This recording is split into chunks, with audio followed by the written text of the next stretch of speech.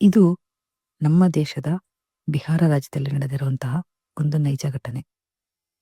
ಈ ಘಟನೆ ನಮ್ಮ ಬದುಕಿಗೆ ಹೇಗೆ ಪ್ರೇರಣೆ ಆಗತ್ತೆ ಅಂತ ಹೇಳ್ತೀನಿ ನೋಡಿ.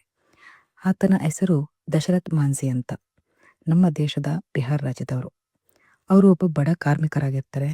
ದಿನಗೂಲಿ ಕೆಲಸ ಮಾಡಿಕೊಂಡು ಅವರು ಅವ್ರ ಹೆಂಡತಿ ಹೇಗೋ ಜೀವನ ಸಾಗಿಸ್ತಾ ಇರ್ತಾರೆ. ಅವ್ರ ಮನೆಯಲ್ಲಿ ತುಂಬಾ ಬಡತನ ಇರುತ್ತೆ. ಅವ್ರ ಹಳ್ಳಿ ಇದ್ದಿದ್ದು ಒಂದು ಬೆಟ್ಟದ ಮುಂದೆ. ಯಾವುದೇ ಕೆಲಸಕ್ಕೆ ಅಂದ್ರೆ ಆಸ್ಪತ್ರೆಗೆ, ಶಾಲೆಗೆ, ಪೇಟೆಗೆ ಹೋಗ್ಬೇಕು ಅಂದ್ರೂ ಆ ಬೆಟ್ಟನ ತುಂಬಾ ದೂರ ಸುತ್ಕೊಂಡು ಹೋಗ್ಬೇಕಿತ್ತು. ಅದಕ್ಕೆ ತುಂಬಾನೇ ಸಮಯ ತಗೋತಿತ್ತು. ಒಂದಿನ ಅವ್ರ ಹೆಂಡತಿಗೆ ಇದ್ದಕ್ಕಿದ್ದ ಹಾಗೆ ದೇಹದಲ್ಲಿ ಆರೋಗ್ಯ ಕೆಡತ್ತೆ. ಹಾಗಾಗಿ ಅವ್ರನ್ನ ಹಾಸ್ಪಿಟ್ಲಿಗೆ ಕರ್ಕೊಂಡು ಹೋಗೋದಕ್ಕೆ ಹೊರಡ್ತಾರೆ. ಆ ಆಸ್ಪತ್ರೆಗೆ ಹೋಗೋದಕ್ಕೆ ಅವ್ರ ಆ ಬೆಟ್ಟನ ಸುತ್ತುರ್ಕೊಂಡು ಹೋಗ್ಬೇಕಾಗತ್ತೆ. ಆ ಥರ ಸುತ್ತುರ್ಕೊಂಡು ಹೋಗೋ ಅಷ್ಟೊತ್ತಿಗೆ ತುಂಬಾ ಸಮಯ ತಗೊಳುತ್ತೆ. ಈ ಥರ ಸಮಯ ತಗೊಳ್ಳೋದ್ರಿಂದ ಅವ್ರ ಹೆಂಡತಿ ಅರ್ಧ ದಾರಿಲಿ ಹೋಗ್ಬೇಕಾದ್ರೇನೆ ಬಿಡ್ತಾರೆ. ಕೊನೆಗೆ ಡಾಕ್ಟರ್ ಹತ್ರ ಹೋದ್ರೂ ನೀವು ಸರಿಯಾದ ಸಮಯಕ್ಕೆ ಕರ್ಕೊಂಬಂದಿದ್ರೆ ಬದುಕಿಸ್ಬೋದಿತ್ತು, ತುಂಬಾ ಲೇಟ್ ಆಗೋಯ್ತು ಅಂತ ಹೇಳ್ತಾರೆ. ಈ ಘಟನೆ ಅವ್ರ ಮನಸ್ಸಿನ ಮೇಲೆ ತುಂಬಾ ಪರಿಣಾಮ ಬೀರುತ್ತೆ. ಅವ್ರ ಮನಸ್ಸು ಸಂಪೂರ್ಣವಾಗಿ ಬದಲಾಗತ್ತೆ.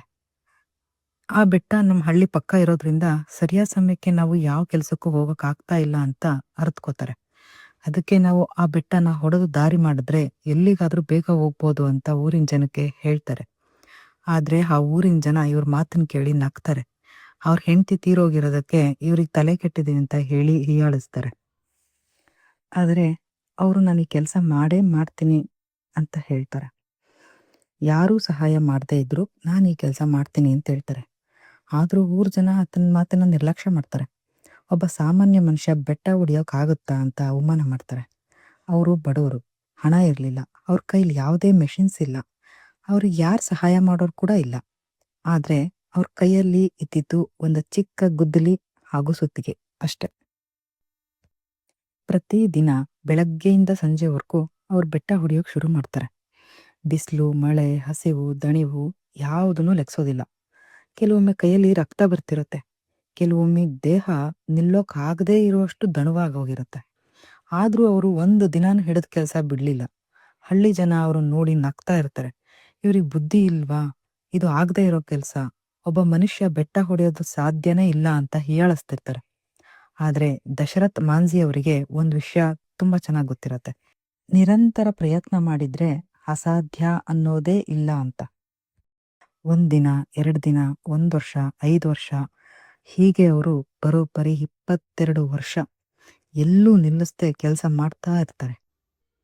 ಕೊನೆಗೂ ಆ ಬೆಟ್ಟನ ಒಬ್ರೇ ಕಡ್ದು ದಾರಿ ಮಾಡ್ತಾರೆ. ಕೊನೆಗೆ ಜನರು ಅಸಾಧ್ಯ ಅಂದಿದ್ದ ಕೆಲಸ ನಿಜವಾಗ್ಲೂ ಸಾಧ್ಯ ಆಯ್ತು. ದಶರಥ್ ಮಾಂಝಿ ಒಬ್ರೇ ಬೆಟ್ಟದ ಮಧ್ಯೆ ದಾರಿ ನಿರ್ಮಿಸಿದ್ರು ಅಂತ ಕೊಂಡಾಡ್ತಾರೆ.